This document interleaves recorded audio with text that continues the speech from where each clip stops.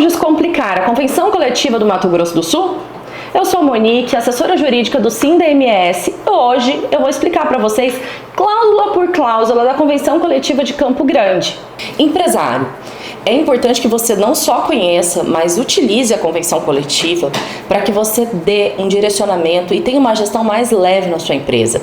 A Convenção Coletiva, ela vai te trazer, além de um respaldo no dia a dia, desde a maneira de contratar, até com situações e decisões que você pode tomar para melhorar o seu negócio e a qualidade do trabalho dos seus funcionários. Se você quiser assistir de novo algum tópico ou ir direto ao ponto em algum assunto, basta aqui na legenda você olhar e ir diretamente no tópico que você quer assistir.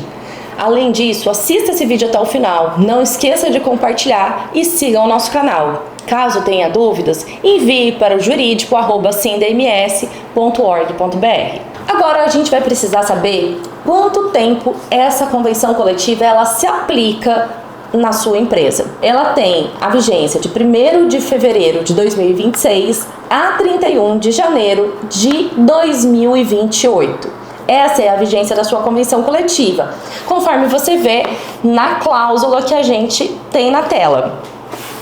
Além disso, nós temos a abrangência. É de extrema importância quando você vai ver uma convenção coletiva, você entender qual é a abrangência dessa convenção. Então eu quero que vocês acompanhem aqui na tela o que está escrito aqui na convenção coletiva.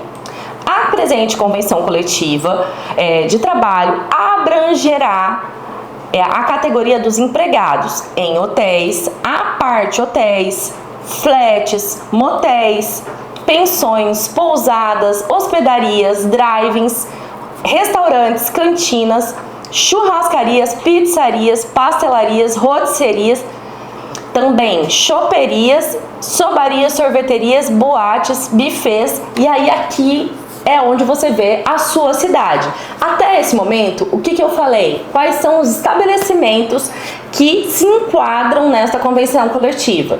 E aqui eu vou falar para vocês a abrangência territorial, que nesse caso a gente está falando da convenção coletiva de Campo Grande. Mas a convenção coletiva de Campo Grande, ela não tem outras cidades, é somente a cidade de Campo Grande. Então, se você não é de Campo Grande, você tem que verificar qual é a convenção coletiva que vai abranger a sua cidade, tá? Então, isso é muito importante para você e você precisa ter essa atenção. Por quê? Porque os valores dos salários mudam, o valor das correções e outras cláusulas são diferentes. Então você não pode utilizar uma convenção coletiva que não seja a sua, tá? Isso é absoluta importância. O piso salarial para Campo Grande, ou seja, o piso normativo da categoria de hospedagem e alimentação na cidade de Campo Grande é de R$ 1.691,20. Esse valor ele pode ser utilizado como divisor, dividido por 220, caso você queira ter o valor da hora. Mas já para facilitar, a gente tem na convenção coletiva o valor da hora expresso, que é R$ 7,68. Isso você vai usar quando você vai contratar uma pessoa do intermitente, ou por hora, ou em outros tipos de regime que não o quadro para 44 horas semanais, 220 horas mensais, tá? Esse valor de 1.691 é um valor utilizado diretamente para essa situação, tá? A cláusula 4ª, ela fala sobre o repis. Ele é um piso salarial diferenciado. E por que é conhecido como piso salarial diferenciado? Porque ele tem um valor diferente do nosso piso normativo. O nosso piso normativo em Campo Grande é de R$ 1.691,20. Já o nosso piso salarial para o repis é de R$ 1.631. Ah, Monique, mas e como eu faço para aderir ao repis? Existem algumas especificidades nessa situação. Você não pode simplesmente pagar o repis. Você precisa preencher os requisitos e, após preencher os requisitos, entregar a documentação no sindicato patronal para que nós possamos fazer a apreciação da documentação e, posteriormente, enviar para o laboral. Com isso, nós faremos o certificado de adesão e, com esse documento, então, você pode utilizar o REPIS, tá? Então, aqui na nossa cláusula quarta, a gente tem o parágrafo 1º, onde a gente tem os requisitos para a adesão. E lembrando que esses requisitos, eles são cumulativos. Eu não posso escolher um ou outro para cumprir. Eu preciso cumprir todos os requisitos, tá? O que é o primeiro requisito, que é a linha A? Ser filiado no sindicato patronal, tá? Então, empresário, você precisa se filiar ao SINDA-MS. Vocês precisam se enquadrar como microempreendedor individual, microempresa ou empresa de pequeno porte. Isso de acordo com a legislação vigente. Por quê? Porque a gente tem ali o valor das rendas que cada uma dessas empresas tem.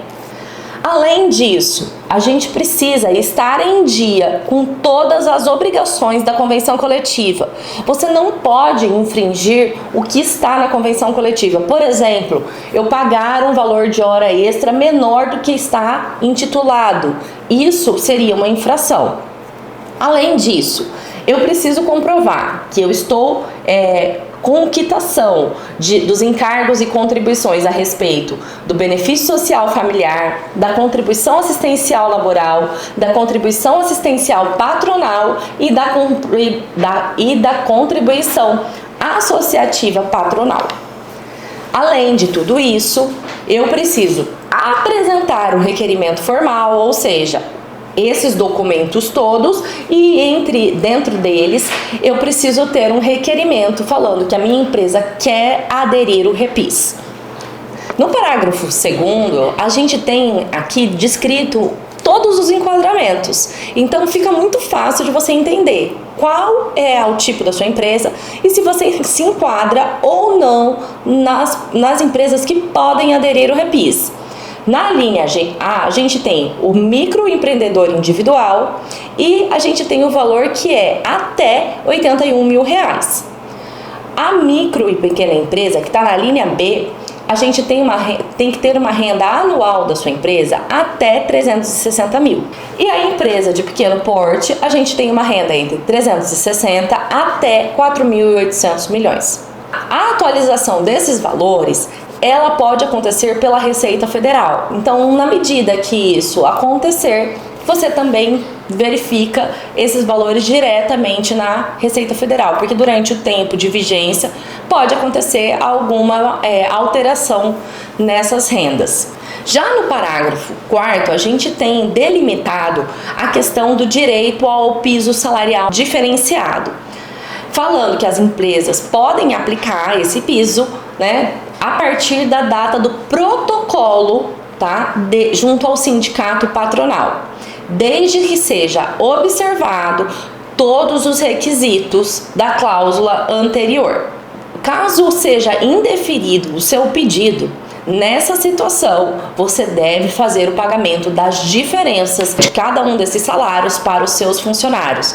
Então, se você teve o benefício do REPIS indeferido e você pagou 1.631, você precisa pagar a diferença salarial para 1.691,20. O REPIS, ele vai ter a mesma vigência que é o piso salarial normativo, ou seja, de 1º de fevereiro de 2026 a 31 de janeiro de 2027, ou seja, temos um ano de vigência para estes valores, tá? Então, esse é o ponto que a gente tem que ficar atento, porque na próxima convenção coletiva, ou seja, no próximo aditivo à convenção coletiva, nós vamos ter diferenças dos valores de salário e do piso normativo e do piso do REPIS. O valor da hora do piso do Repis fica em 7,41 e a gente usa como divisor o 220, que são as horas trabalhadas. Com isso, você tem o valor da hora de cada trabalhador seu. No parágrafo 5º, a gente traz especificamente o link onde você pode encontrar o requerimento para você formalizar o pedido do Repis. O requerimento do Repis, lá no parágrafo 6º, traz as formalidades, que ele deve ser apresentado em 2 vias, ele deve ser assinado pelo representante legal da empresa, e ambos precisam ter firma reconhecida. Não adianta uma assinatura simples, ela pode somente ser substituída quando é feita a assinatura pelo Gov.br. Além disso, você tem que trazer a razão social da sua empresa, CNPJ, o NIRI, o capital social e tudo isso registrado junto à junta comercial. Precisamos também ter um comprovante de endereço, o CNAE da sua empresa, onde tem a atividade principal, e o e-mail para que a gente possa entrar em contato, assim como pelo telefone de vocês. Caso essas informações sejam alteradas, vocês precisam informar o SINDMS para que a gente possa te dar uma devolutiva em qualquer momento desse processo. E por fim, é necessário que você traga também uma declaração do seu contador, com total do número de empregados, declaração com o enquadramento da sua empresa, que é com base na receita auferida, conforme declarado na Receita Federal. Toda essa documentação, ela é obrigatória, ela é necessária para emissão do certificado de adesão.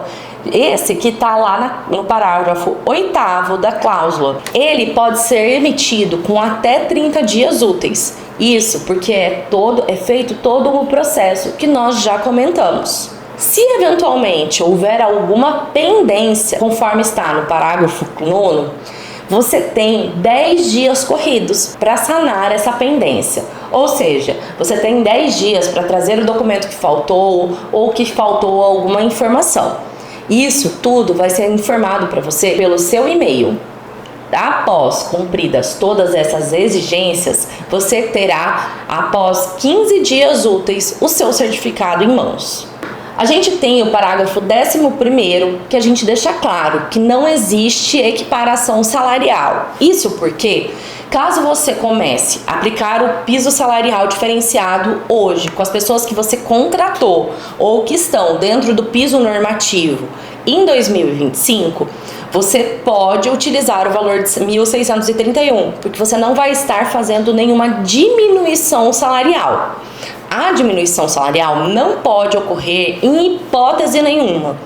Você não pode pegar uma pessoa que já recebe mais que 1.631 e pagar o valor do Repis, tá? Então, nessa situação, você só pode pagar para as pessoas que têm um salário menor a partir de janeiro de 2026. Então, diante disso, tome cuidado, porque o piso salarial diferenciado tem algumas regras que são imprescindíveis serem cuidadas e respeitadas.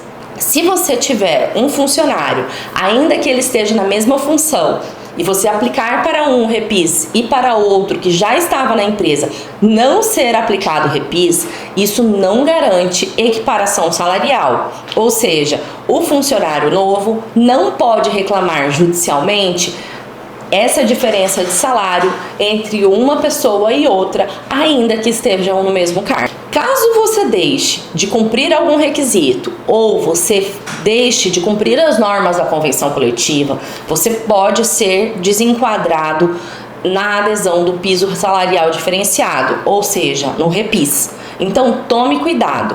Essa adesão e a renovação dela é anual, ou seja, a cada 12 meses.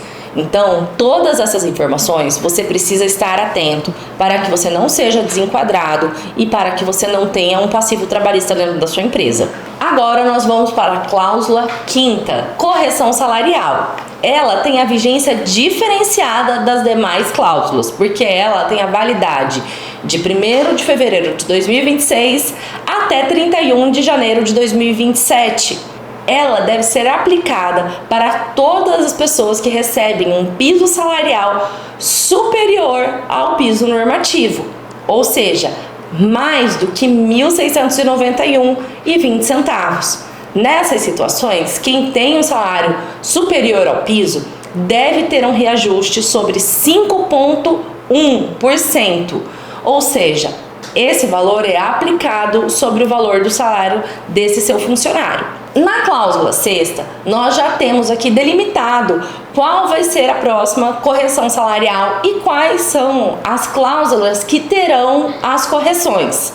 Aqui deixa claro que será feito um aditivo ao contrato e nesse aditivo que será feito e válido de 1º de fevereiro de 2027 a 31 de janeiro de 2028, será tratado sobre o auxílio alimentação, o valor da diária, do valor do salário intermitente, a correção salarial para quem estiver acima do piso e o piso normativo.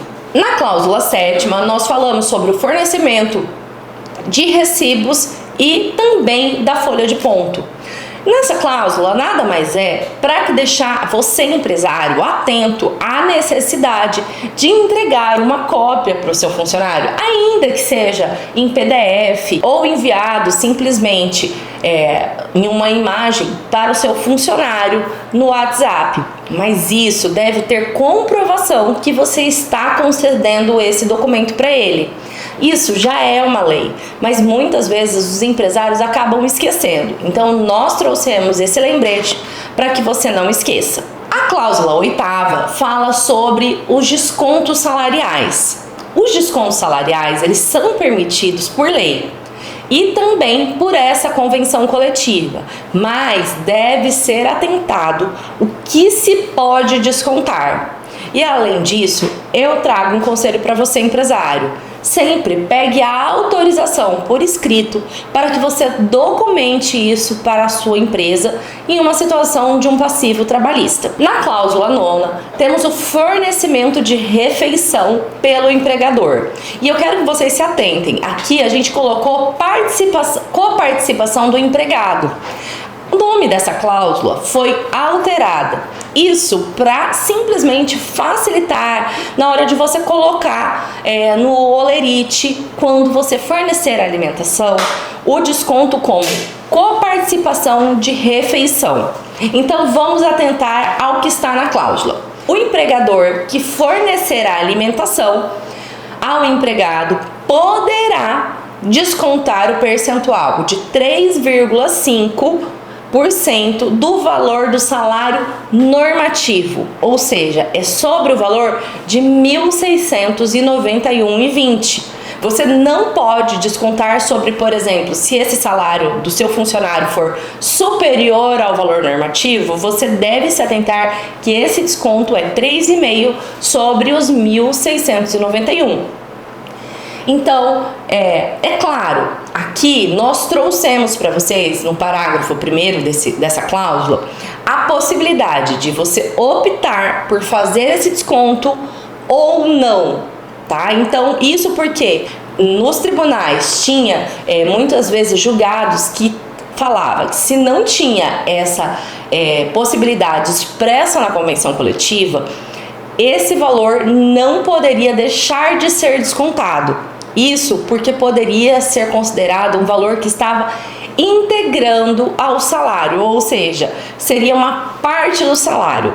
Então, diante disso, empresário, não só faça um documento de autorização do desconto, como também faça um desconto com a rúbrica de coparticipação refeição no holerite, como está recomendado no parágrafo 2º.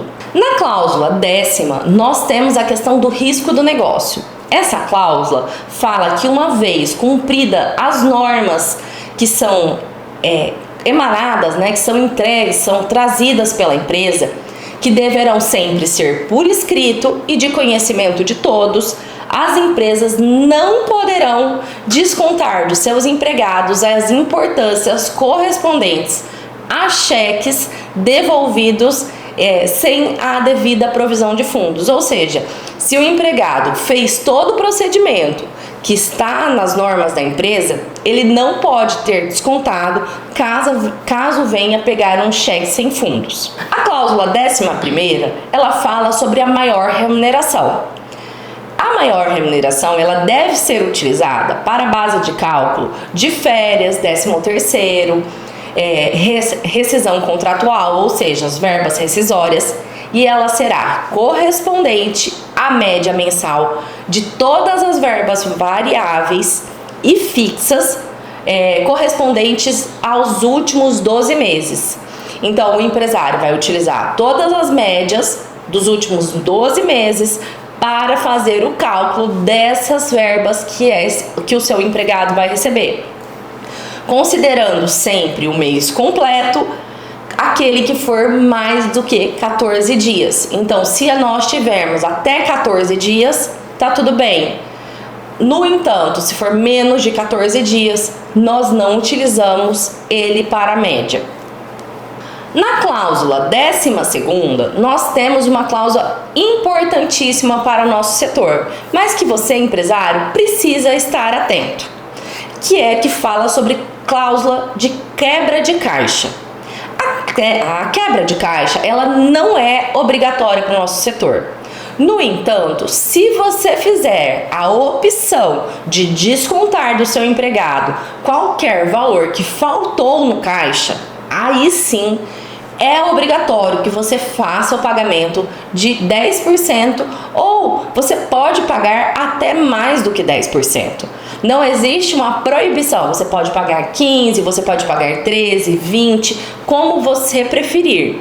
No entanto, se você fizer o desconto, é necessário que você também faça um termo de autorização e de ciência que está sendo feito o pagamento da quebra de caixa, e caso falte valores naquele caixa, naquela operação gerida pelo seu caixa, nesse caso será feito o desconto.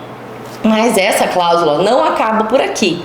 Você precisa ter atenção que ela é uma verba indenizatória. O que significa isso? Que ela não compõe para cálculos de verbas rescisórias, 13º, férias, ela não compõe esses cálculos. Então ela fica sempre de fora. Além disso, você também tem que se atentar que você só pode fazer o desconto até o valor que você paga. Então, se você paga o salário normativo a esse funcionário, R$ 1.691,20, você paga 10%, você teria um valor de R$ 169,00 de quebra de caixa sendo paga no Olerite. Então, você só pode descontar até R$ 169,00. Se o prejuízo for maior, você não pode descontar nos próximos meses. Em relação às horas extras, nós temos um percentual diferenciado da CLT. Na CLT, fala em 50%. No entanto, em nosso setor, já há anos, é utilizado a hora extra a 60%. Essa hora extra, ela deve ser paga sempre que é feita uma jornada além do que é a jornada contratual. Se o seu funcionário ele é contratado para trabalhar 44 horas semanais e essas horas passarem além das 8 horas diárias que é permitida em lei, nesse caso você deve pagar em horas extras. Se esse funcionário deixa de utilizar o intervalo dele intra-jornada, você deve pagar essas horas que ele deixar de utilizar o intervalo intra-jornada com o adicional de 60%, tá? Qual é a minha recomendação e que está aqui no parágrafo único? Se feita as horas extras, você deve pedir para que o seu contador conste expressamente lá no Olerite que você está pagando as horas extras. Não faça pagamentos por fora. Isso faz com que você não tenha documentos e você perca a segurança jurídica do seu negócio. Então, faça tudo documentado, seja as horas extras, seja o valor do seu piso salarial, o que você paga, coloque tudo em Olerite. Agora, na cláusula 14ª, nós temos falando sobre o adicional noturno. O adicional noturno é uma cláusula que já tem, é um artigo que já tem na CLT. Nessa situação, nós temos na CLT o adicional de 20%, como está na nossa convenção coletiva, e temos também o estabelecimento do horário de 22 horas até às 5 da manhã. Caso a sua empresa desenvolva um trabalho nesse período, você tem que pagar esse adicional noturno a 20%. Ou seja, se a hora normal custa R$ 7,68, você vai adicionar a esta hora 20%. Com isso, a sua empresa fica resguardada. E outra dica, se você trabalhar além das 5 horas, o seu expediente estender, por exemplo, até 6, 7 horas, se você trabalhou ali a noite toda, esse funcionário trabalhou a noite toda, é necessário que o adicional noturno seja pago também por essas horas que se estenderam. Então, todos esses detalhes estão aqui na convenção coletiva justamente para alertar e trazer maior respaldo ao empresário. A cláusula 15ª, ela fala sobre feriados. Os feriados no nosso setor, independente do dia, e isso por quê? Porque na nossa cláusula, ela é uma cláusula enxuta. Ela fala: aos empregados que laborarem nos feriados nacionais, estaduais, municipais, perceba, aqui eu não descrevo quais feriados que podem ser trabalhados, ou seja, então são todos os feriados no nosso setor podem ser trabalhados. Qual é a obrigação da empresa? Voltamos aqui na cláusula. As empresas deverão pagar em dobro o dia trabalhado, ou o que quer dizer esse ou? É uma coisa ou outra. Conceder a folga compensatória sem qualquer acréscimo, desde que seja desfrutada, né, em até 30 dias. Ou seja, se o feriado foi dia 20, até no máximo no dia 20 do próximo mês, eu tenho que compensar essa folga, ou se eu não fizer a compensação, o que eu tenho que fazer? Fazer o pagamento em dobro para o meu funcionário que trabalhou no feriado. Esses feriados são os feriados obrigatórios. Por quê? Porque são feriados facultativos, eles são válidos apenas para os servidores públicos. Ou então, feriados que forem decretados como obrigatórios por decretos municipais, estaduais ou até nacionais. Aí, nesse caso, é um feriado obrigatório. Salvo isso, são dias normais. O empregado pode trabalhar normalmente, e aí a única obrigação da empresa é pagar em dobro ou fazer a compensação em até 30 dias. É importante entender que a empresa, para se resguardar, a gente recomenda que vocês coloquem no holerite sempre o pagamento do feriado, com a rúbrica feriado e não escrito, por exemplo, horas extras 100%. Você vai fazer o pagamento a 100%, mas é importante que você escreva feriado. Isso para quê? Para fins de comprovação, caso haja uma ação trabalhista na sua empresa. Então, isso é um cuidado que você deve ter. A cláusula 16ª fala a respeito da gorjeta. E aqui eu quero que vocês tenham uma atenção.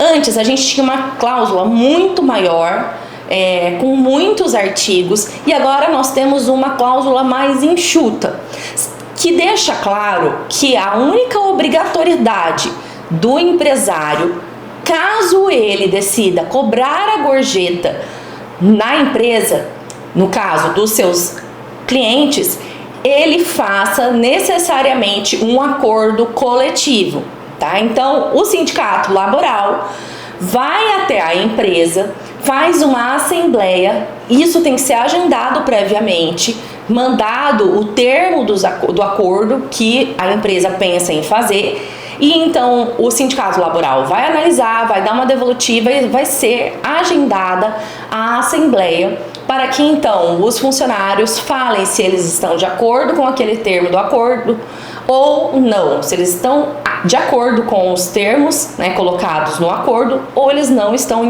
de acordo. A gorjeta, em regra, geralmente ela é 10%. No entanto, ela pode sim ser uma gorjeta feita em percentuais diferentes. Ela pode ser de 13%, de 15%, de 20%. Cada estabelecimento vai determinar o valor da sua gorjeta, tá? E essa gorjeta é importante que em todo o setor de alimentação tenha destaques no cardápio, no caixa, e todos os funcionários que trabalham no recebimento desses valores saibam que ela não é obrigatória. O cliente ele vai pagar a gorjeta se ele quiser. Se ele não quiser, ele fica dispensado. Outro ponto importante a respeito das gorjetas é que ela deve estar no holerite. Isso independente da maneira que você faz o acordo com o seu funcionário, seja ele para recebimento direto por cartão, seja ela feita pagamento direto pela empresa e então a retenção, independente como esse acordo é feito, a empresa deve constar isso no contra-cheque, ou seja, no holerite de todos os seus empregados. Quando um empresário quiser que nós do SINDA-MS acompanhamos a homologação com vocês, na empresa de vocês, basta mandar um e-mail para a gente solicitando o acompanhamento no dia da assembleia. Vocês podem pedir que nós estaremos lá com o maior prazer para não só apoiá-los, mas esclarecer todas as dúvidas que vocês tiverem no dia dessa assembleia. Nosso e-mail é jurídico@sindams.org.br. Cláusula 17ª. Quando vocês pensarem em fazer uma participação de lucros e resultados, lembrem que os sindicatos estão à sua disposição. E é justamente a recomendação que nós temos nessa cláusula. Porque muitas empresas acabam fazendo os seus acordos de participação de lucros e de resultados não observando algumas regras e acaba incorrendo em uma situação que pode trazer uma nulidade e, consequentemente, encargos. Então, diante disso, é importante que vocês façam isso com a homologação dos sindicatos. Cláusula 18ª. Essa é uma cláusula que é de extrema importância para as empresas. Ela se trata de um auxílio à alimentação. No entanto, é possível que por meio de um acordo seja feito uma cláusula onde a empresa se beneficia com um compromisso do seu empregado. Isso porque na cláusula a gente tem logo no parágrafo 1º falando condições que o empregado terá direito a este benefício se não incorrer em condutas lá que estão disciplinadas no 482. O que é isso? Indisciplina, desídia, insubordinação. Todo esse artigo, que é o 482, ele deve ser observado. Caso o seu funcionário incorra em alguma conduta dessas descritas no 482, consequentemente, ele perde o direito a este benefício. Além disso, nós também temos as situações trazidas em uma advertência, suspensão e até no caso de justa causa. Nessas situações, ele perde o direito ao benefício. Além disso, a gente também tem na linha B, se ele faltar ao serviço, ainda que seja justificadamente, ele perde o benefício se ele faltar mais do que um dia no mês. Então, ele trouxe o atestado médico, mas o atestado dele é de 2 dias ou mais, nesse caso ele perde o direito ao auxílio alimentação. Todas essas situações, elas visam a trazer um maior comprometimento, não só com a empresa, mas principalmente com seus colegas de trabalho. Isso ajuda com que o empregado siga mais as regras e as normas da empresa. Então, se ele faltar, ele perde o direito se ele não trouxer a justificativa. E se ele trouxer mais do que 2 dias de ausência, ainda com que justificado, ele também perde o benefício. É importante observar que aqui na norma que traz na CCT, é importante observar que aqui na norma da CCT, nessa cláusula 18ª, tem um valor mínimo que deve ser pago pela empresa. que é o valor de R$ 115. Se você se dispor a pagar o auxílio alimentação, você pode pagar a partir de R$ 115. Não tem um valor máximo. É importante que o empresário sempre haja de bom senso, porque a gente não pode utilizar desse benefício para substituição salarial. Então, a gente não vai trazer valores muito exorbitantes dentro do auxílio alimentação e podem ser diferenciados de acordo com o cargo e a função. Se tiverem regras diferentes dessas, conforme diz aqui no parágrafo 2º, é necessário fazer um acordo coletivo com a homologação sindical.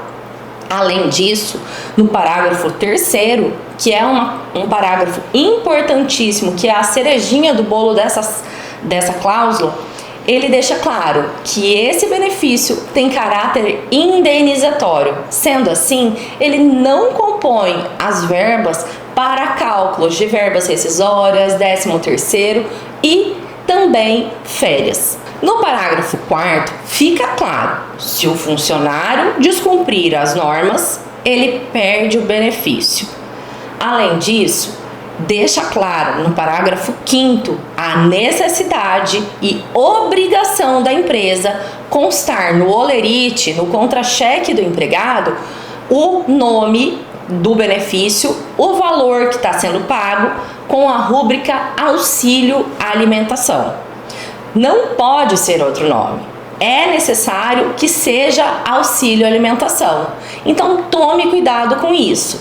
Não vamos fazer confusão e deixar de constar isso, pois é uma obrigação e caso não sejam seguidas as regras, o empresário pode ter problemas trabalhistas. Nós temos no parágrafo 6º a obrigação do empresário pegar uma autorização por escrito caso ele decida descontar o percentual de 10%. Mas atenção, esses 10% é sobre o valor do benefício que você paga. Então, se eu pagar o auxílio alimentação em R$ 115, é 10% de 115. Assim, respectivamente, se você pagar outros valores, é sempre sobre o valor do seu benefício que você está pagando.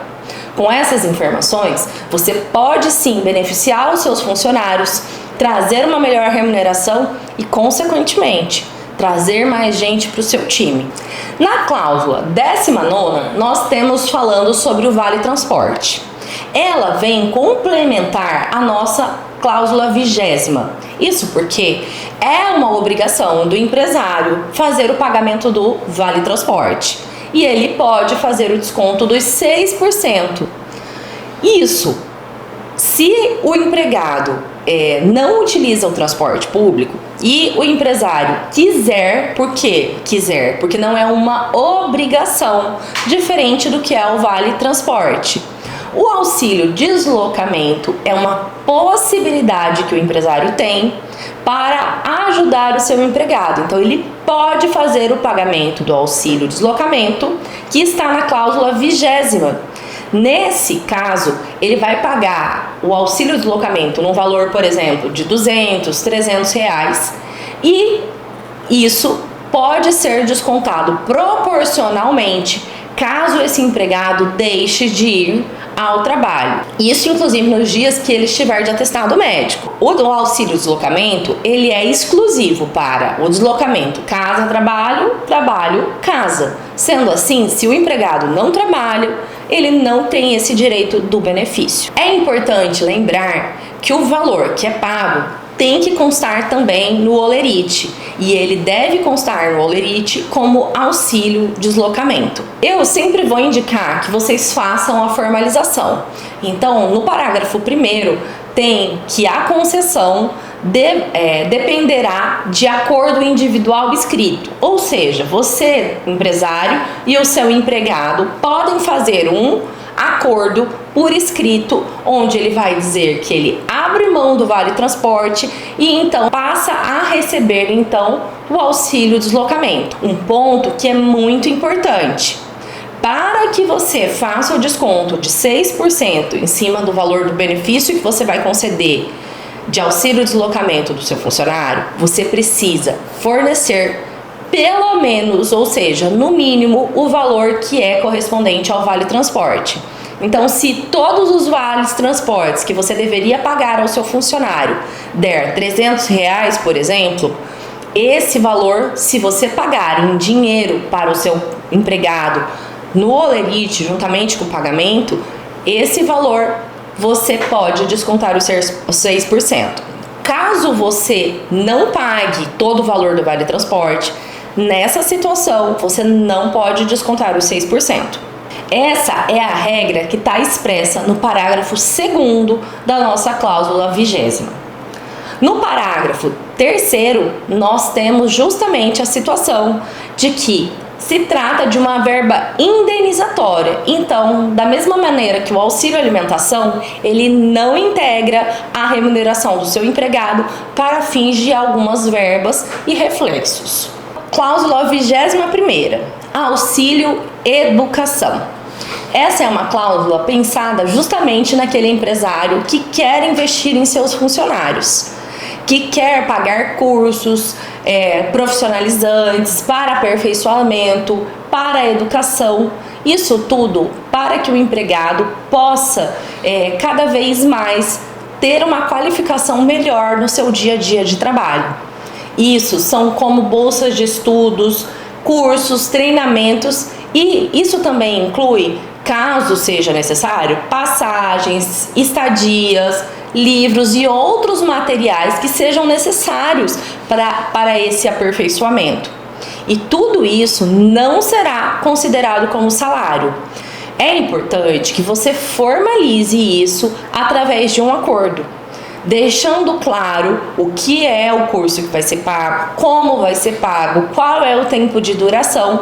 E além disso, quando você fizer o pagamento desses cursos, eu indico também vocês colocarem um tempo em que esse funcionário se compromete a permanecer na empresa como troca desse curso de profissionalização.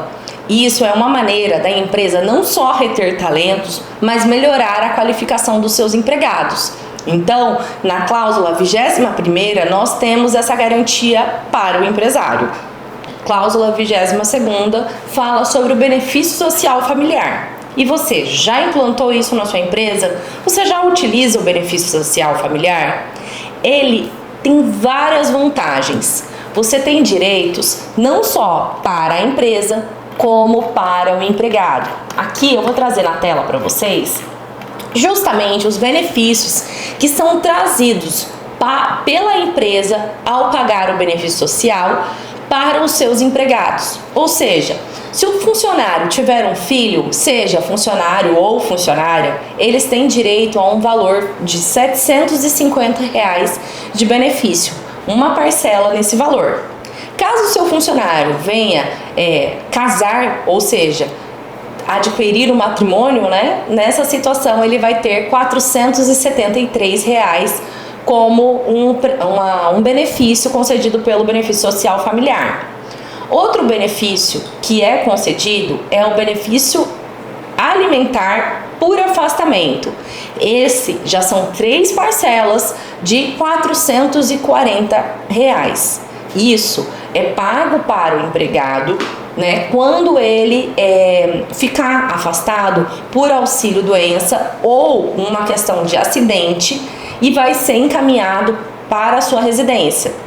Os alimentos de qualidade, com variedade e outro meio a critério da gestora, tá?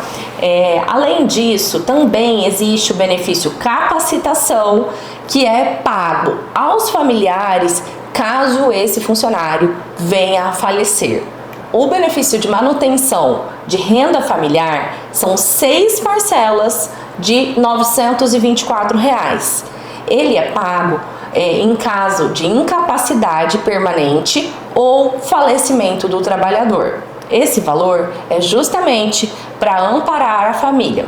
O benefício alimentar é pago em 6 parcelas de R$440, em caso de incapacidade permanente ou falecimento do empregado. Além disso, no caso de falecimento do empregado, também é pago um benefício de serviço funeral, no valor de R$ 4.500 para o seu empregado. Além desses benefícios, os seus funcionários podem contar com conta corrente virtual, benefício de realocação, que é disponibilizado por aplicativo sem custo de franquia de dados, inclusive onde o empregado tem acesso a uma grande rede de vagas disponíveis. É também feito o benefício pré-inventário no valor de R$ 500, isso quando existe, no caso, o falecimento desse empregado, e o benefício de apoio social, que é disponibilizado a todos os trabalhadores do segmento através de um atendimento online por profissionais capacitados. Além disso, nós temos psicólogo, nutricionista, benefício de vale emergencial e certificado digital para o trabalhador. Fora todos esses benefícios que eu falei, ainda existem consultas médicas, consultas de atendimento para gestante, especializado em gestante, benefício psicológico voltado a gestantes e também um benefício nutricional para a gestante.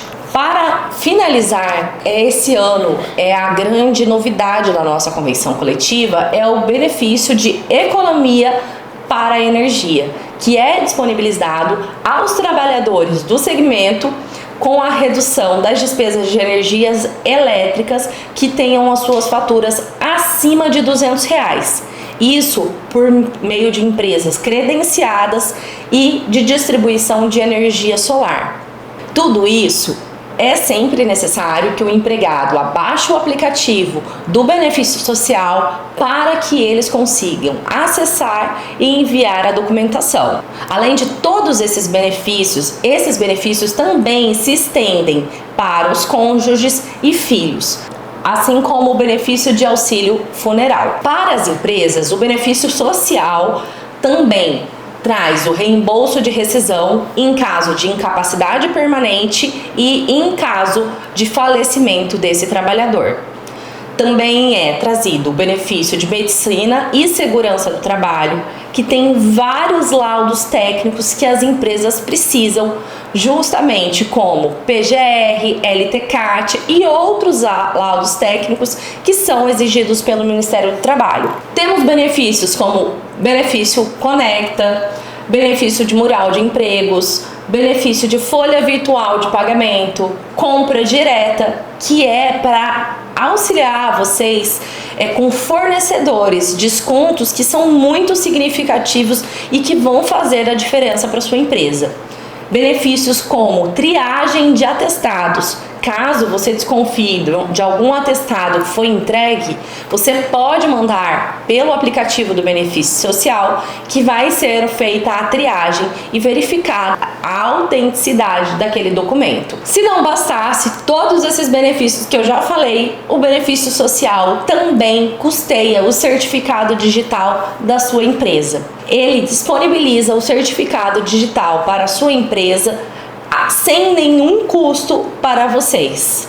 Traz também a situação cadastral da pessoa física, que é disponibilizada para as empresas do segmento. Consulta de situação cadastral de pessoa física, redução de custo por energia sustentável, ou seja, será disponibilizado à empresa o fornecimento de energia elétrica através de uma empresa legalmente credenciada no mercado para empresas que possuem uma despesa com energia acima de R$ 4.000 por mês. Ou seja, nesse caso, sem restrições de serviço de proteção de crédito, com acesso à internet pública ou privada, nas proximidades e conformidades da norma da Anatel.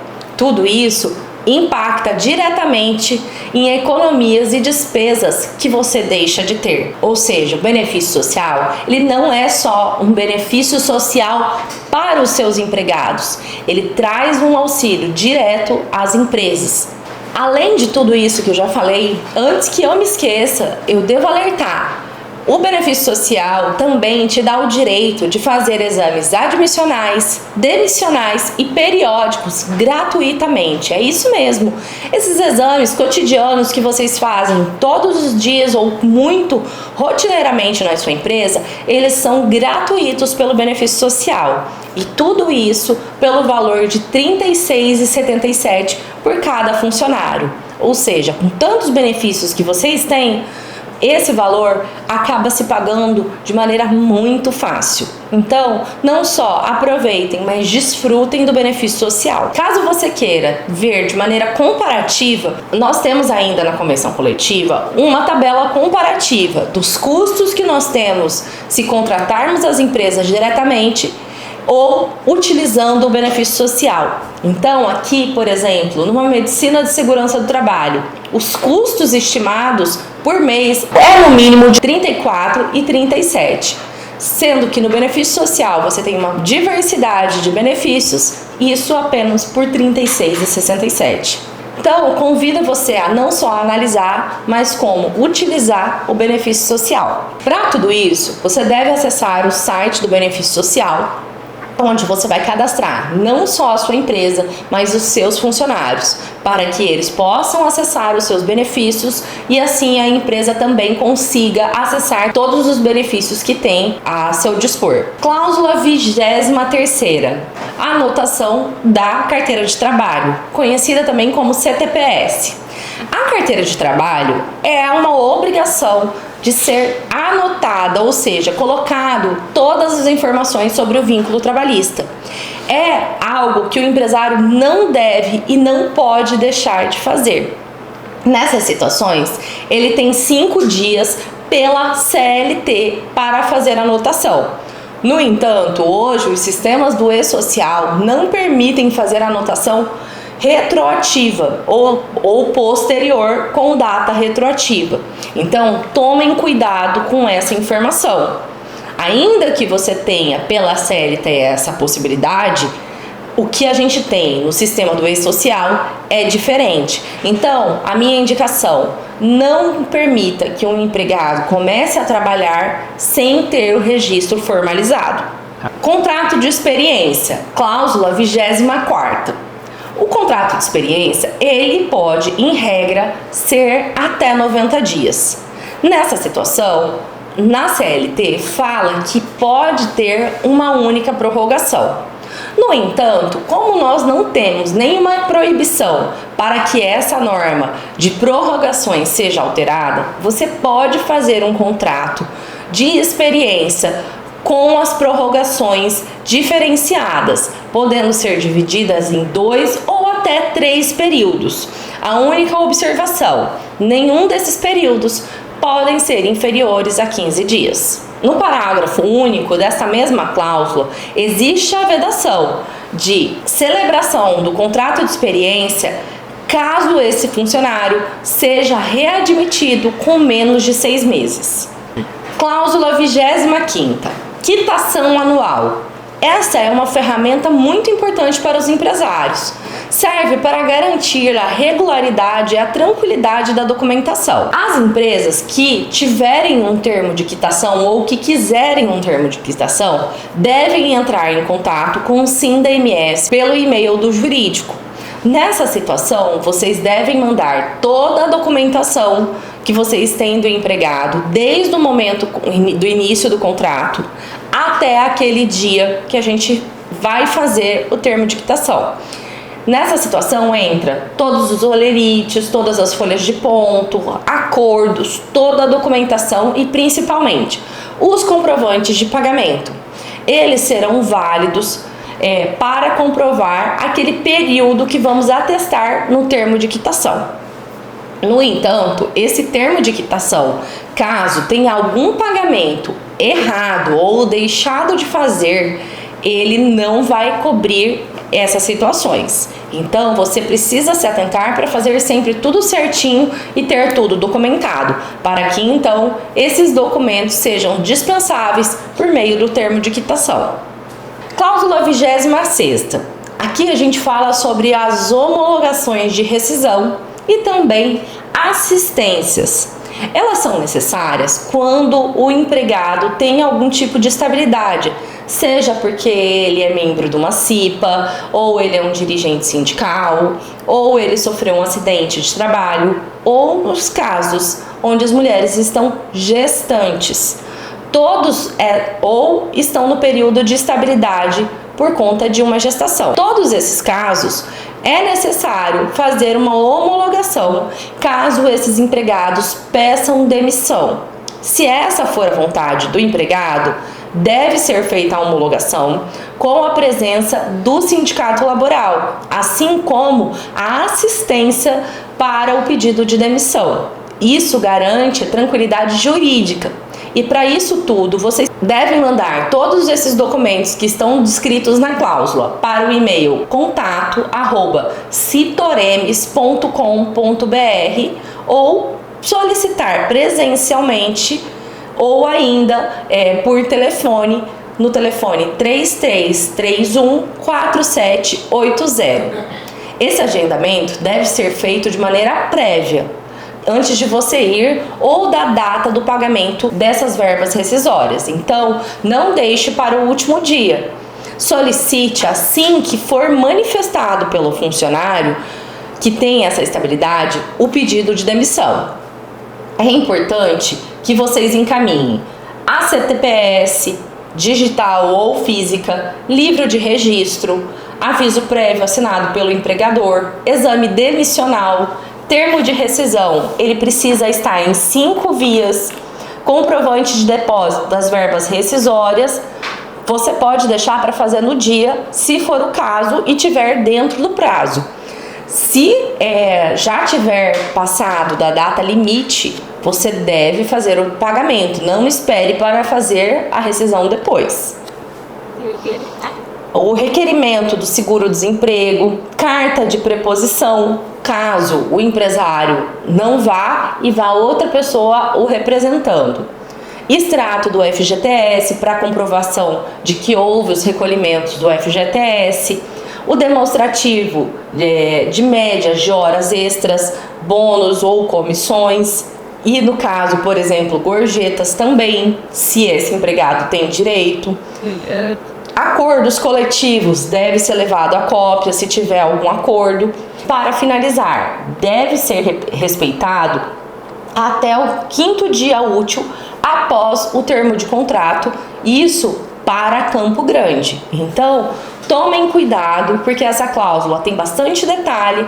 Então, caso você precise fazer uma assistência ou uma homologação, você precisa ler ela de maneira detalhada e seguir passo a passo do que tem de documentação. Cláusula 27ª. Vamos falar sobre aviso prévio.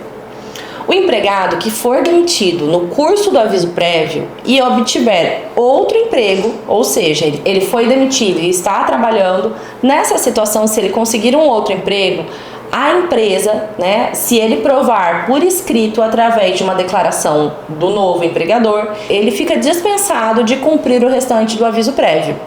Nessa condição, considerando-se rescindido o contrato de trabalho na data do efetivo desligamento. Nesse caso, ficam as partes isentas do pagamento dos dias restantes do referido aviso prévio. A cláusula 28ª, ela traz a informação sobre o deficiente físico, no sentido de que as empresas se comprometem a não fazerem qualquer tipo de restrição para a admissão de deficientes físicos, sempre que há circunstâncias materiais e administrativas da empresa assim permitirem. Na cláusula 29ª, nós temos uma cláusula muito importante para o nosso setor, que fala sobre o trabalho intermitente. Nessa situação, vocês podem utilizar essa cláusula para parar de contratar por free, trazer a legalidade para dentro da sua empresa. Essa é realmente uma carta na manga do empregador. Por meio desta cláusula, você pode contratar esse funcionário para trabalhar até 2 dias da semana na sua empresa, chamando ele antecipadamente, você vai mandar uma mensagem ou ligação, de uma maneira que você consiga comprovar que você chamou e que você intimou esse funcionário. Nessa situação, você intima e ele vai te responder. Caso ele não te responda em até 48 horas, essa intimação fica descartada. Caso ele venha a trabalhar, você vai fazer o pagamento da diária conforme o que está aqui na cláusula, no valor de R$90. Esse valor das diárias já deve usar para o cálculo também do pagamento dos reflexos que são devidos a esse empregado. No entanto, nenhum desconto deve ser feito desse empregado, seja mesmo o valor que deveria ser pago por ele. Para isso, a sua contabilidade deve abrir uma rúbrica falando que se trata de um desconto, por exemplo, e posteriormente fazer uma outra rúbrica como um valor de pagamento para o empregado, para que fique caracterizado e claro que não houve esse desconto na folha de pagamento. O empregado, ele deve desfrutar de pelo menos 1 hora de intervalo, salvo se for feito o acordo de concessão da alimentação para esse empregado. Nessa situação, se a empresa conceder a alimentação, ela pode suprimir o intervalo para 30 minutos. Nessa situação, não é considerada a supressão, e sim a concessão de um benefício.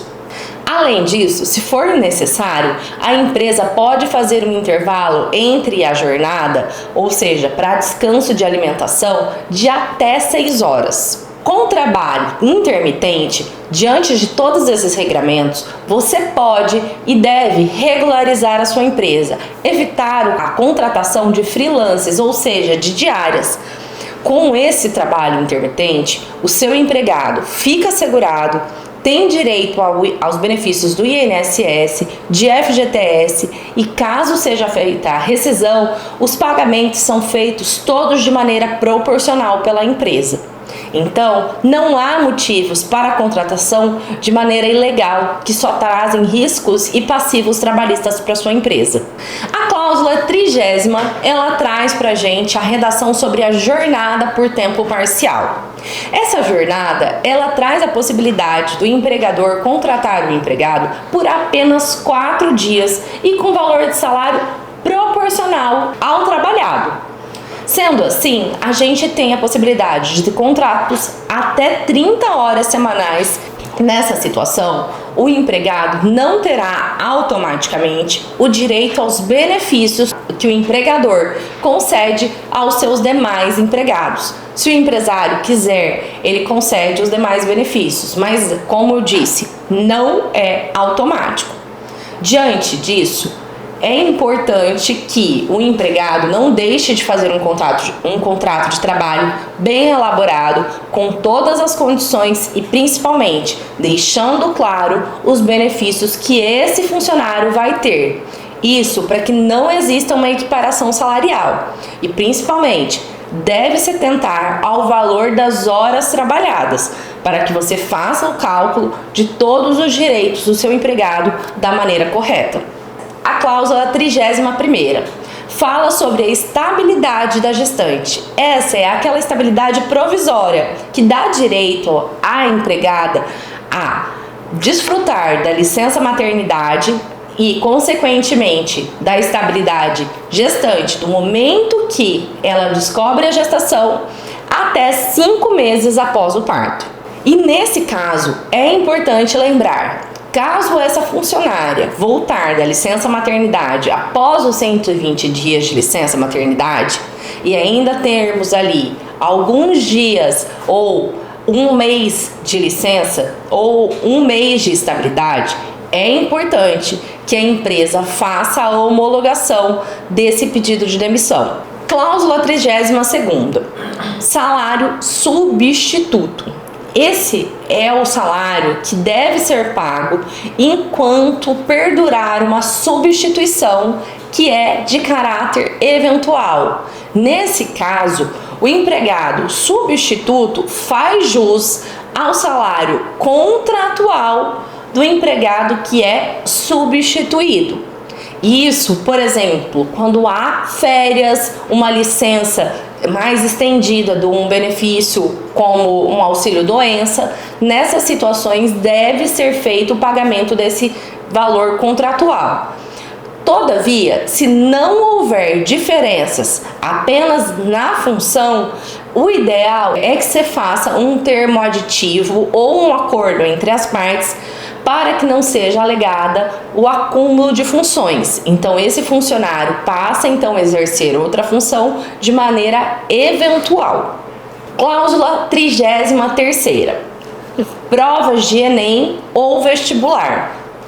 Fica assegurado para todas as pessoas, todos os colaboradores do nosso setor, caso venham fazer Enem ou provas de vestibular, esse dia da prova não pode ser feito nenhum desconto e esses funcionários ficam dispensados sem nenhum prejuízo das suas remunerações. 34ª.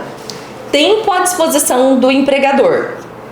Quando a empresa suspender o trabalho por motivos técnicos ou serviços de manutenção, de limpeza ou outras razões, também quando for impraticável a prestação de serviço, independente do que foi que aconteceu na empresa, não pode exigir a compensação dessas horas que deixaram de ser trabalhadas. Então, por exemplo, houve uma suspensão de energia, um problema técnico de internet ou outras situações que podem acontecer na empresa, os empregados não podem ser obrigados a fazer a compensação desse dia.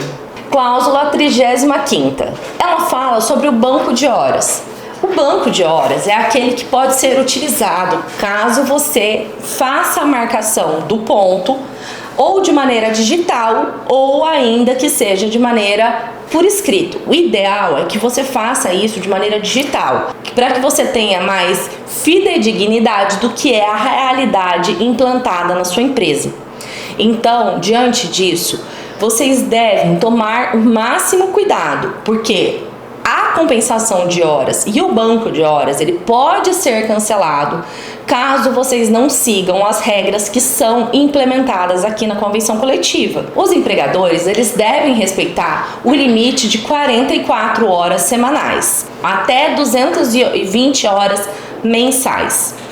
Fica facultado que seja feito um acordo entre as partes. E aqui eu trago mais um alerta. Faça um acordo entre as partes, um acordo escrito individual entre empregado e empresa, onde vai ser colocada as normas, tanto de compensação como também da marcação do banco de horas. Deve ser estabelecida uma jornada qual esse funcionário vai executar, seja uma jornada especial de trabalho, reduzida, compensada, 12/36, flexível, seja qual for. Nesses casos, deve ter esse acordo entre as partes, deve ter no banco de horas anotado, ou seja, na folha de ponto, deve estar anotado tanto quanto mais ele trabalhar, além da jornada, ou seja, os excessos, como também os débitos, caso esses empregados trabalhem, cheguem atrasados, façam jornadas a menos do que deveria. Caso essas horas extras, sejam anotadas e não compensadas dentro do período de 6 meses, elas devem ser pagas com o adicional de horas extras de 60%, conforme está aqui na convenção coletiva. Além disso, esses extratos das horas que são feitas nos bancos de horas, ou seja, a folha de ponto, deve ter a assinatura em todas as folhas do seu funcionário. Inclusive, os dias que ele compensar essas horas, seja ele trabalhando ou ele descansando, deve ter a anotação de compensação. É importante, por fim, entender que se essas horas que restarem esse funcionário compensar, ou seja, que ele ficar te devendo, você não pode de maneira nenhuma descontar isso da rescisão dele. Não pode ser alvo de descontos financeiros. O que ele pode é trabalhar, mas isso antes que a rescisão seja feita. Cláusula 36ª. intervalo intrajornada. As empresas que forem integrantes da categoria, elas poderão fazer a redução do intervalo de intrajornada para 30 minutos. Isso porque a lei trabalhista estabelece que o intervalo intrajornada para quem trabalha 8 horas, ou seja, mais do que 6 horas, eles devem ter um intervalo de 1 hora pelo menos, e no máximo 2. No entanto, nessa cláusula a gente traz a possibilidade que o empresário faça a redução quando lhe é conveniente, mas coloca como condição a concessão da alimentação. Deve ser fornecido o alimento no local de trabalho. Isso para que o empregado não tenha que se deslocar e então consiga desfrutar de um descanso. Além disso, é de extrema importância entender que, uma vez reduzido esse intervalo, caso não seja concedida a alimentação, é considerado como supressão. E caso o empresário queira estender o intervalo para 3, 4 ou até 6 horas, é importante que ele faça igualmente a situação da redução um acordo individual entre as partes. Isso tudo para que fique documentado e a empresa tenha como comprovar a concessão da alimentação, ou de acordo do funcionário de estar dessa maneira, e também que aquele intervalo seja mais estendido, tendo ali 2 jornadas com intervalo maior. Por exemplo, nos nossos restaurantes, o garçom trabalhar no período do almoço e posteriormente voltar para trabalhar no período do jantar. Isso é possível caso seja feito o intervalo intrajornada estendido. Em relação aos vigias noturnos, caso eles venham a trabalhar nos estabelecimentos do nosso setor, fica possibilitado que seja picotado os intervalos de descanso para refeição e alimentação. A cláusula 36ª já fala sobre o intervalo intrajornada. É entre um dia e o outro, ou seja, ele deve ser no mínimo de 11 horas. Esse intervalo deve ser necessariamente respeitado, sob pena de ser paga como hora extra e até mesmo a empresa levar algumas multas. Então, tomem cuidado. O descanso semanal remunerado é o dia de folga do funcionário. Nesse caso, ele deve ser concedido pelo menos uma vez a cada semana, respeitando o limite de 7 dias. Ou seja, o empresário deve respeitar o limite de 7 dias a cada folga. Não podemos conceder uma folga com mais de 7 dias. Caso esse empregado venha a trabalhar no dia de descanso semanal remunerado dele, ele tem direito ou de receber em dobro ou então de fazer uma folga compensatória dentro da semana que segue. Nessas situações, a gente tem que tomar o cuidado de conceder essa folga ou fazer o pagamento dentro daquele mês. É diferente da situação do feriado, porque nesse caso da folga compensatória, ela tem que ser concedida no máximo na semana seguinte. Cláusula 39ª. Trabalho aos domingos.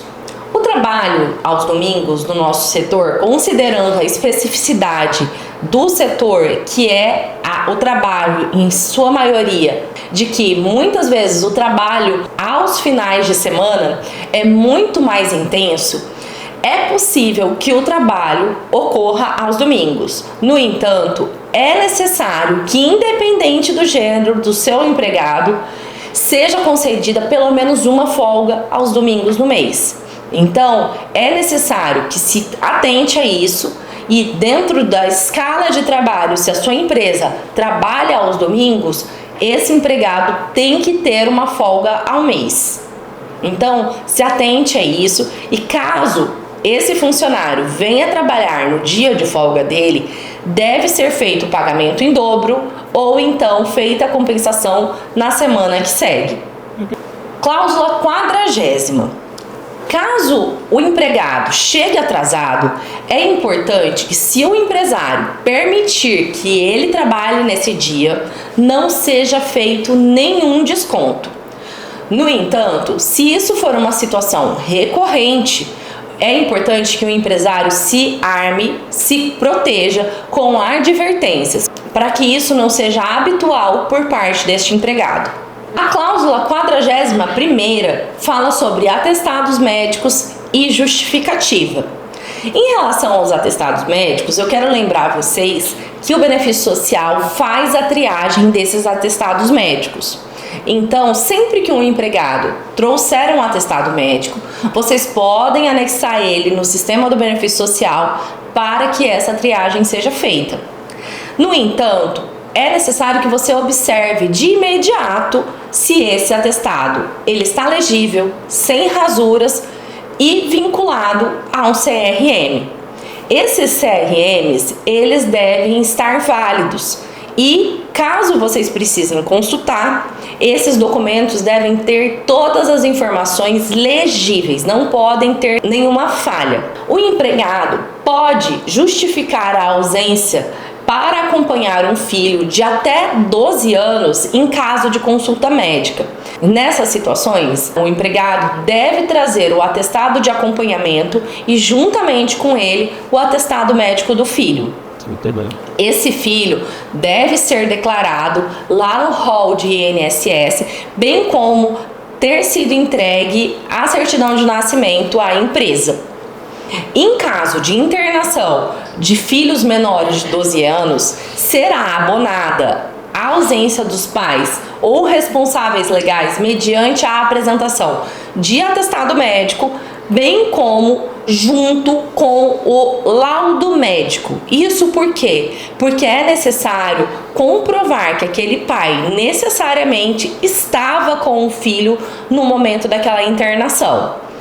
É importante também entender que esse benefício é para os primeiros 15 dias. Após esse período, esse empregado deve ser orientado a procurar o INSS. O atestado de comparecimento, é importante entender que ele só é aceito pelo período que ele alega que esse funcionário estava no hospital. No caso, ele tem um período de deslocamento, onde a empresa vai considerar 30 minutos para ir, 30 minutos para voltar. Sendo assim, esse período que estiver atestado somente vai ter o acréscimo de 30 minutos antes e 30 minutos depois, não sendo um abono para o dia todo. Então, atenção empregados e atenção empresários. Se o seu empregado trouxer um atestado de comparecimento com horário marcado, ele é válido para aquele período. É claro que esse atestado de comparecimento, ele não vai ser válido só para o período se ele estiver atestando que o funcionário precisa de um afastamento para um dia de trabalho ou mais. Cláusula 42ª. Retorno da Previdência. Essa cláusula ela foi colocada aqui para ficar claro que, quando esse funcionário ficar afastado do INSS, ele tem o dever de trazer para a empresa a documentação caso o benefício dele seja prorrogado pelo médico dele e então o INSS negue. Nessas situações, o empregado tem o dever de informar a sua empresa caso ele entre com recurso, caso ele vá procurar uma prorrogação diante de um atestado médico de continuidade do benefício. Nessas situações, o empregado não pode simplesmente ficar aguardando. É importante que ele seja informado pelo seu departamento pessoal e RH dessa situação. Eu sempre recomendo, inclusive, que vocês façam um termo de ciência com a própria cláusula, para que esse empregado entenda as normas e siga elas sem prejuízo. Porque caso ele simplesmente não compareça na empresa sem a justificativa, pode ser considerado abandono de emprego. Nessas situações, a empresa deve se precaver, fazendo as notificações para que ele justifique a sua ausência. Caso no período de retorno do INSS ele não retorne.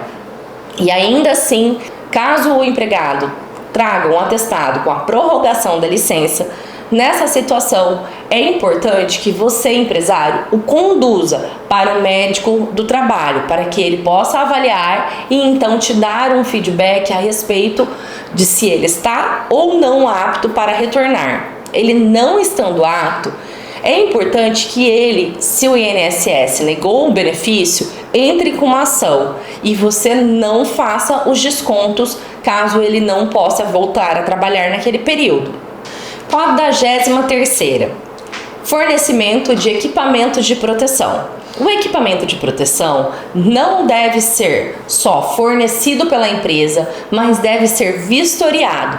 E aqui uma dica muito importante: nunca entreguem o equipamento de proteção sem darem ao seu empregado um recibo de entrega daquele equipamento. É de extrema importância que as empresas tenham um comprovante de entrega do equipamento de proteção.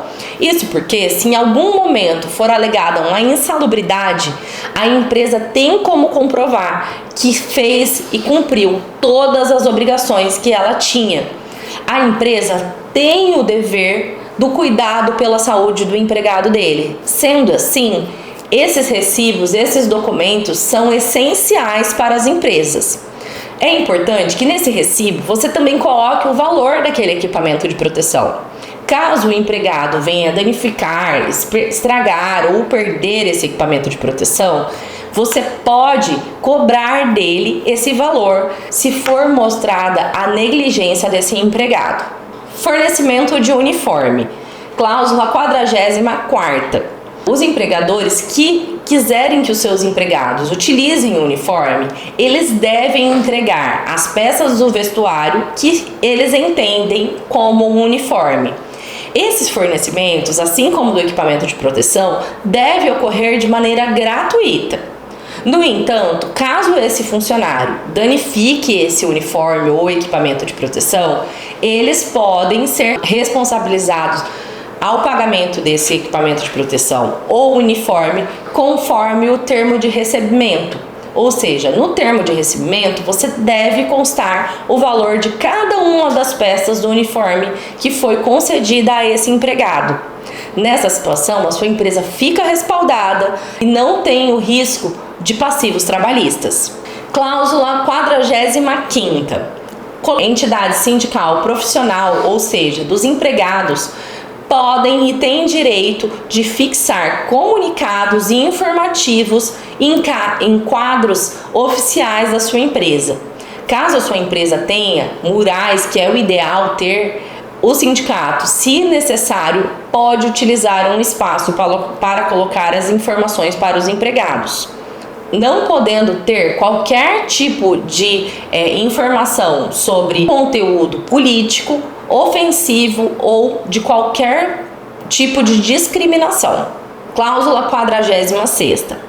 Contribuição assistencial patronal.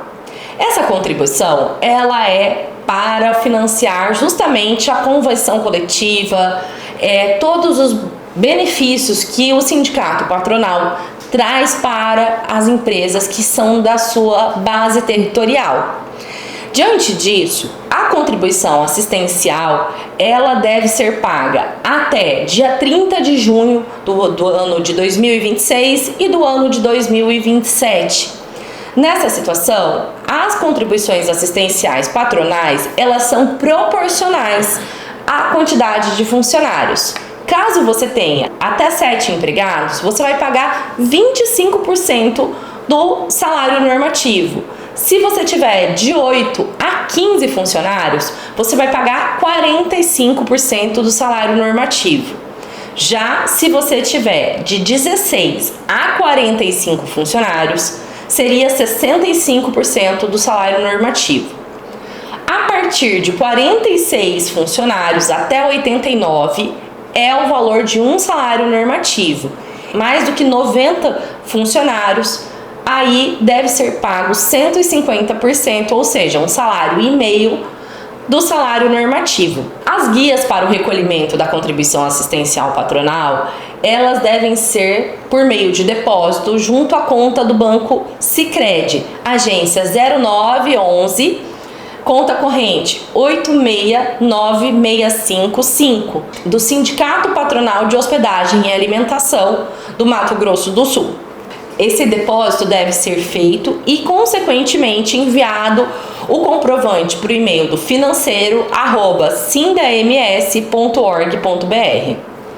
Caso a empresa não tenha o intuito de fazer a contribuição assistencial patronal, ela deve fazer a oposição em até 60 dias após a publicação da convenção coletiva do setor. No caso, a publicação ocorreu em 5 de março de 2026. Sendo assim, essa oposição deve ser feita até 60 dias contados do dia 5 de março. Caso não seja exercido o direito de oposição, a empresa tem a obrigação do pagamento dessa contribuição. Se ela não for feita dentro do prazo de 30 de junho, ela deve ser paga com juros e multa.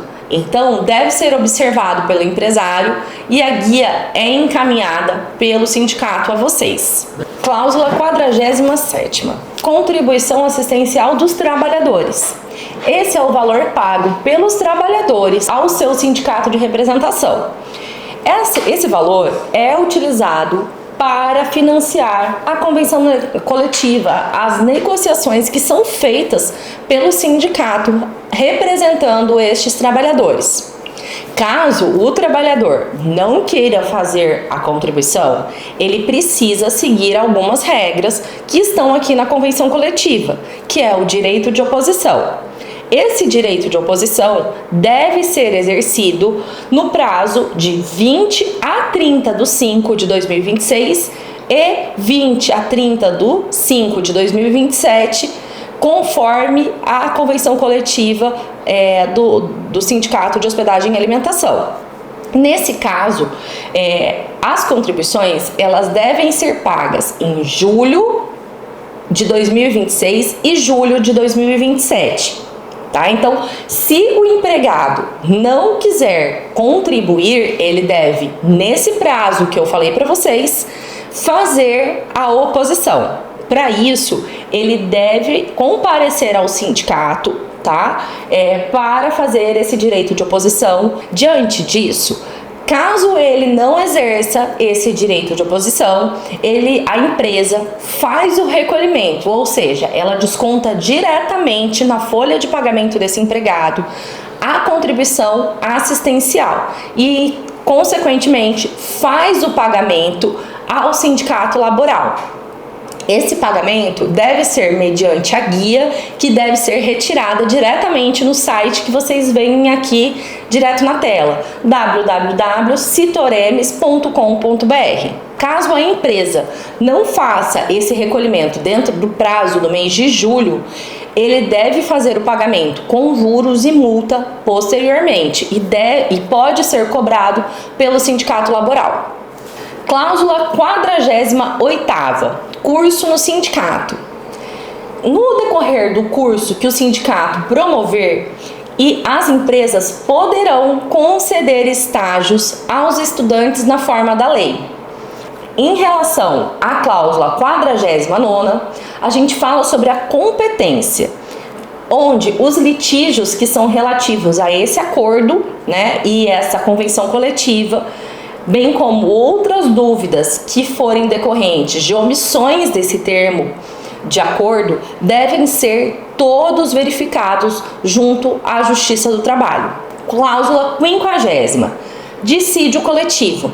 Muitas pessoas confundem e falam que a convenção se chama de dissídio, mas dissídio é a ação que é movida por um dos sindicatos quando os sindicatos o sindicato laboral e o sindicato patronal não chegam a um acordo coletivo. Então, um dos sindicatos move essa ação e então essa ação é processada junto à Justiça do Trabalho. Nessa situação, as empresas ficam respaldadas pela convenção coletiva até que esse dissídio coletivo seja validado e então tenha uma nova norma coletiva. Cláusula 51ª. Multa por descumprimento da convenção coletiva. A infração de qualquer cláusula dessa convenção coletiva, caso ocorra, ela acaba incidindo uma multa de 1 salário do piso normativo. Sendo assim, tomem cuidado, empresários. Caso vocês venham a descumprir qualquer uma dessas cláusulas, não pagando as horas extras, não fazendo o acordo de compensação da maneira correta, isso tudo faz com que incida a multa pelo descumprimento da convenção coletiva. A cláusula 52ª fala sobre planos odontológicos. E o que ela traz pra gente? Caso o seu empregado venha a aderir a algum dos planos que estão à disposição por meio dos sindicatos, esse valor dos planos podem ser descontados diretamente da folha de pagamento deles.